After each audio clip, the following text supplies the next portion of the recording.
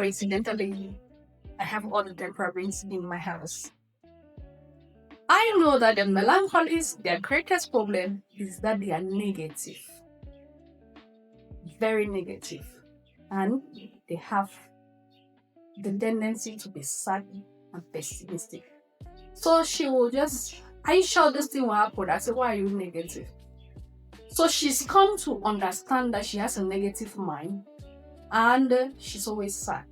So I tell her, when she says, are you sure this thing will happen? I don't think, I said, be positive. So I've told her, or I've said the word be positive to her more than 1,000 times, because I have the tendency to tell her every day, be positive, because I know how as a male she will naturally be negative and she is negative. Secondly, they are always sad.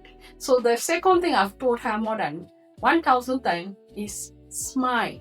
Say, Mommy, why are you disturbing me? Why are you always asking me to smile? I said, smile. Don't put your face as if you're in a funeral. Sometimes she's just okay. Sometimes males or melancholy temperament, they just say, it's not like they are really sad, but their face looks sad. So I always tell her, learn to wear a smile. When I say smile, she makes like this. And then she stays quiet. I said, smile. Say, Mommy, please stop disturbing me or stop troubling me.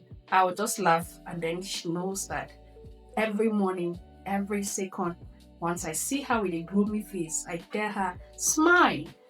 This is some training I'm giving her because I know she has two main problems. The fact that she has a tendency to be sad, and the second, that she has a tendency to be negative. And once a negative sentence comes out from her mouth, I respond to be positive in life. The power of positive thinking. She'll just finish the power of positive thinking. I've heard it. I've heard you. Or she's all gloomy. I say, smile. That's a parenting style for her, unique for her temperament. I don't need to do this with the son because she's already okay. And what about the Phlegs? Reinforce their calmness. They are calm. We have to teach them to be a bit aggressive in life. Go out there and be aggressive. It's like the Phleg. Somebody beats her, like, they have beaten me. I said, can't you defend yourself?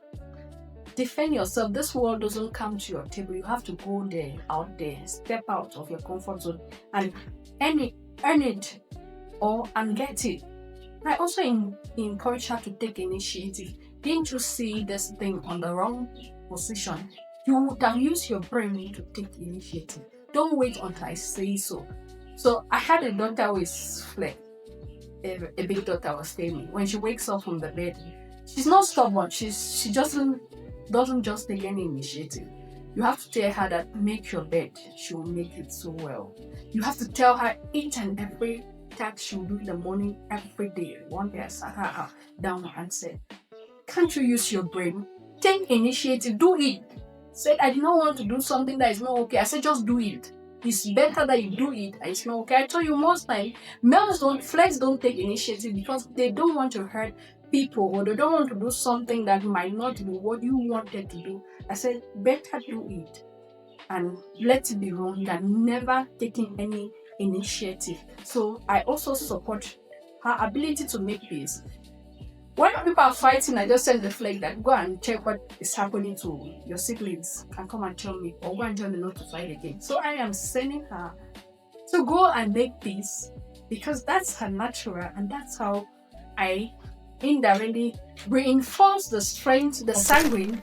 I send her to the public speaking school, be able to communicate, to relate, and then I work on her, molding her weakness, which is the fact that I help her to be able to concentrate and focus.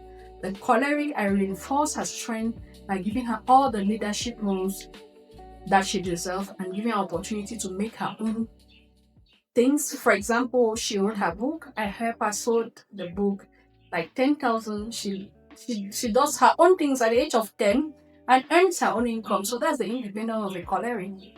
But behind it is the anger issue, which I work so hard on managing, the anger, lack of respect that I work so hard with her to manage.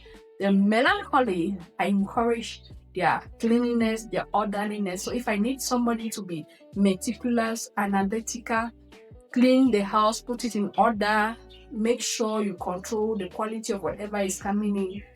If somebody goes to the market or comes to give something in the house in my absence, I'll ask my male daughter, can you check what she's bringing in? If it's okay. Because she's the male, she's going to make sure she checks thoroughly and be sure the quality is okay before she calls me and said, it's okay, collect it. If I give it to a sanguine, the sanguine will just pick her through there. There's no quality control. So this is her strength, and I try to reinforce it by using her in those roles. The other, after her strength, she also have her weakness, which is the Indian side. And I have to help her to be positive and exert smile always. And the Phleg, which I encourage to go and talk to the siblings while they are fighting, to play their peacemaking role, but also push her to take initiative to make sure that she can step up to the altar, think of her own ideas, implement without looking for somebody to push her. And I do a lot of motivation for her. Initially, when I used to give her tasks, she was crying. If I just say, go and do this, the first thing is she starts crying. I now understood that you can't pressure a phlegmatic. They will not do anything. They will rather cry. So what did I do? I started motivating her. Can you do this? Let me do this. I'll call this. I appreciate her. I now notice that he worked so well and perfect for me. Hello.